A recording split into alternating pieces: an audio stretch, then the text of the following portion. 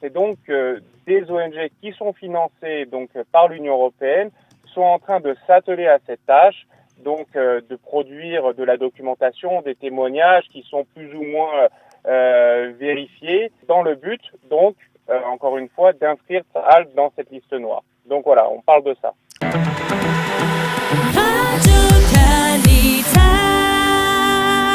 Et sans transition, nous sommes en ligne avec Vincent Cheba. Vincent, bonjour, Boker Tov. Boker Tov, Daniel. Merci d'être avec nous ce matin. Je rappelle que vous êtes le directeur du département francophone de NGO Monitor, cette célèbre ONG qui effectue un travail très pertinent de suivi sur, entre autres, on va dire, le financement de ONG très pro-palestiniennes en Israël, également suivi sur les financements de l'Union européenne dans divers projets qui ont attrait à la région, à Israël. Alors, avec vous, je voudrais revenir sur une information qui est parue il y a 2 jours, une information qui mentionnait que l'Union européenne avait l'intention d'inscrire l'armée israélienne, ni plus ni moins, dans sa liste noire. Expliquez-nous de quoi s'agit-il. Alors, premièrement, je tiens d'abord à rectifier le tir. Ce n'est pas une liste de l'Union européenne. Ça serait donc une liste de l'ONU. Et l'Union européenne, en fait, finance des ONG en ce moment qui sont en train de mener une véritable guerre juridique contre Israël dans le but d'inscrire donc Tsahal dans la liste noire des violateurs des droits de l'enfant dans la liste de l'ONU. Et donc c'est pour ça que je tiens à rectifier immédiatement parce que c'est pas une liste de l'Union européenne, il y a pas de liste comme ça. Et en fait, inscrire donc Tsahal dans cette liste noire de l'ONU reviendrait donc à mettre Tsahal aux côtés de Boko Haram, d'Al-Qaïda ou bien de Daesh les mettre ensemble comme grands violateurs des droits de l'enfant.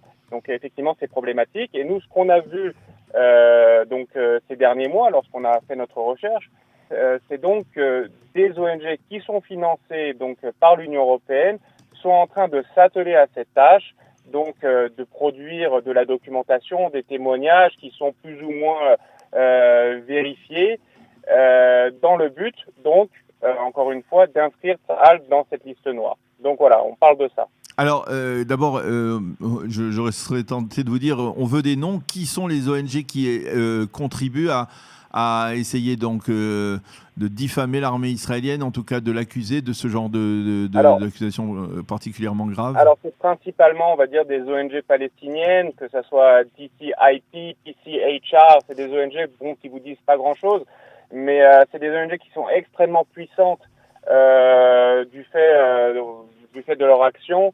Ils intentent même, on va dire, c'est eux qui ont par exemple donné tous les témoignages et pour ouvrir donc un recours auprès de la Cour pénale internationale. Vous avez aussi des ONG bien sûr israéliennes, telles que B'Tselem, qui est très active dans ce genre de domaine, qui produit encore une fois de la documentation avec des témoignages qui sont plus ou moins vérifiés et vérifiables. Mais encore une fois, essentiellement, c'est des ONG palestiniennes qui sont extrêmement politisées. Certaines d'entre elles ont des liens avec le groupe terroriste du FPLP. Pas vraiment des ONG sur lesquelles on peut compter pour faire ce genre d'action. Alors, quelles sont les accusations? Vous parlez là, dans le cas précis, de viol des droits des enfants. De quoi s'agit-il exactement? Quelles sont les accusations précises? Alors, ça peut être des accusations comme attaquer les écoles, ou bien d'enlever des enfants, ou de tuer des enfants de manière sommaire. Voilà, on parle de ça en général. C'est surtout ça. Qu'est-ce qui a conduit, Vincent, on va dire, ces ONG, ou en tout cas l'ONU, à entamer une telle démarche? C'est qui est à l'origine, en fait? Est-ce que ce sont les ONG ou est-ce que ce sont les Palestiniens qui reprennent une forme d'activité sur le plan diplomatique? Alors, je dirais que c'est peut-être 3 éléments. Donc, c'est ces ONG palestiniennes et israéliennes qui sont fondamentalement anti-israéliennes. Bien sûr, vous avez l'autorité palestinienne qui doit être derrière tout ça, ou du moins qui soutient ce genre d'initiative. Et il faut prendre en compte aussi l'UNICEF. L'UNICEF qui est ultra politisé, qui appartient donc à l'ONU, et qui a reçu donc en 2018 la somme de 3 500 000 $ pour mener un projet afin qu'Israël rende des comptes auprès de la communauté internationale. Donc, on va dire que ces trois éléments-là, quand on les met ensemble, ça donne ce genre d'activité. Donc, on appelle le lawfare. Le lawfare, c'est donc de la guérilla juridique contre Israël. Alors, cette guérilla juridique, elle s'inscrit également dans le cadre de ce que l'on a vu ces dernières semaines, c'est-à-dire la Cour pénale internationale qui s'octroyait d'une certaine manière le droit, la compétence de débattre ou en tout cas de traduire Israël et les officiers de l'armée israélienne devant la Cour pénale internationale, donc pour ce qu'elle appelle des crimes de guerre qui auraient été commis durant l'opération Bordure Protectrice. Là aussi, NGO Monitor est active, elle essaye de voir aussi comment réagir à ce genre de démarche. Bien sûr, déjà, on essaie de comprendre d'où ça vient. Et encore une fois, toutes ces initiatives proviennent donc de l'activité d'ONG. On parle des mêmes ONG qui sont en train de monter un dossier pour inscrire Tsahal dans la liste noire de l'ONU, que ce soit DCIP, PCHR, Al-Haq, qui existe depuis des années. Le président d'Al-Haq a même reçu le prix des droits de l'homme de la part de la France en 2018. Vous avez aussi l'ONG B'Tselem, bien sûr, peut-être même Breaking the Silence, donc Shorim Shika. Donc voilà, ce sont toutes ces ONG qui sont à la manœuvre, qui apportent donc de la documentation, des témoignages, dans le but donc de faire un recours auprès de la CPI, donc la Cour pénale internationale, afin d'incriminer Israël. Voilà. Et en fait, par exemple, lorsque l'on a parlé de la procureure, cette fameuse procureure de la CPI, c'est elle, lorsqu'elle entame une démarche visant à traduire Israël devant la Cour pénale internationale, elle se réfère essentiellement à des documents qui ont été présentés par ces ONG pro-palestiniennes, palestiniennes ou anti-israéliennes. Tout à fait, parce qu'on a même pu voir différentes rencontres entre des patrons de ces ONG et donc Madame Ben Saouda, donc ces dernières années. Donc vraiment,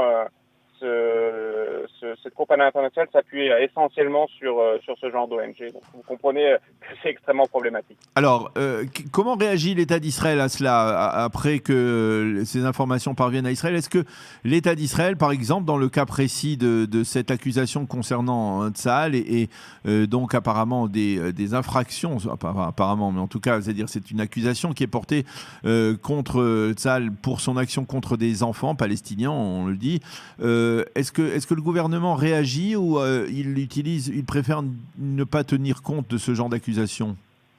Dans tous les cas, il sera obligé de réagir, on va dire tôt ou tard. Maintenant, jusqu'à aujourd'hui, enfin le document a été publié il y a 2 jours, je n'ai pas vu encore dans la presse une réaction du ministère des Affaires étrangères ou du ministère des Affaires stratégiques, ni du ministère du Premier ministre, donc j'ai pas vu de réaction. La seule réaction que j'ai vue, c'est donc une réaction de l'Union européenne lorsqu'on a publié notre rapport, en les accusant donc de financer ce genre d'ONG. Et donc ils ont répondu, voilà, on n'était pas au courant, on ne savait pas, et c'est pas notre but. Mais c'est une réponse trop facile. Donc un jour ou l'autre, l'Union européenne devra rendre des comptes vis-à-vis de ses financements. Qu'est-ce que ça veut dire on ne savait pas? Qu'est-ce que ça veut dire on ne savait pas? Ça veut dire qu'ils rejettent totalement la responsabilité, ou ils disent que c'est une démarche qui concerne l'ONU, pas l'Union européenne? Non, ils rejettent leurs responsabilités. Ils disent simplement on finance des ONG pour faire avancer donc l'agenda des droits de l'homme et des droits de l'enfant, etc. Maintenant, on n'était pas au courant que ces ONG on va dire, faisaient ce genre d'activité, et donc ils s'en lavent totalement les mains. Et ça, c'est un véritable problème. Et là, justement, Israël, du moins le gouvernement israélien, devrait entrer en dialogue avec l'Union européenne pour leur expliquer donc cette problématique et leur demander des comptes. Une question par rapport à votre expérience, l'expérience de NGO Monitor. Si, d'une certaine manière, les requêtes déposées par les Palestiniens devant la Cour pénale internationale devaient aboutir, combien de temps est-ce qu'il y a, on a une estimation du temps que cela pourrait prendre de traduire des officiers de l'armée israélienne en justice, devant la justice internationale? Alors écoutez, j'ai entendu pas mal d'experts sur le sujet. Ils parlent de plusieurs années quand même. Hein. Oui. Et donc même, on va dire, les chances pour que ces gens, ces officiers ou ces politiques soient inculpés, voilà, elles sont quand même assez minimes. Oui. encore une fois, le but de ce genre d'opération, c'est vraiment de salir l'image d'Israël à l'international, de nous créer, on va dire, des soucis. Mais après, est-ce que ce genre d'action va se transformer en une véritable accusation? Ça, enfin, on en doute un peu, quoi. Une dernière question, est-ce que le changement de l'administration américaine se fait ressentir aussi à ce niveau-là? C'est-à-dire que l'approche de Joe Biden, qui est moins, on va dire, militante que celle de Donald Trump, contre ce type d'organisation se fait sentir? Écoutez, pour l'instant, pas trop, hein. Je veux dire, on a entendu quand même des déclarations d'Anthony Blinken, donc le secrétaire d'État, qui soutient quand même Israël vis-à-vis, on va dire, de cette affaire. Maintenant, on verra quelles seront les actions des États-Unis et lorsque vraiment, s'il y a vraiment un risque d'ouverture d'un dossier contre Israël. Donc là, on saura vraiment s'ils prendront des actions concrètes, mais pour l'instant, c'est uniquement, on va dire, un soutien déclaratif. Eh bien, Vincent Chebas, merci beaucoup d'avoir été avec nous ce matin pour nous expliquer ce développement et nous faire ces précisions importantes. On le voit toujours, NGO Monitor est sur le front de la lutte contre, on va dire, la désinformation, en particulier des accusations mensongères en direction de l'État d'Israël, qu'elles viennent de l'Union européenne ou qu'elles viennent d'autres organisations comme les Nations Unies. Merci d'avoir été avec nous ce matin. Bonne journée. Avec plaisir. Shabbat shalom. Shabbat shalom.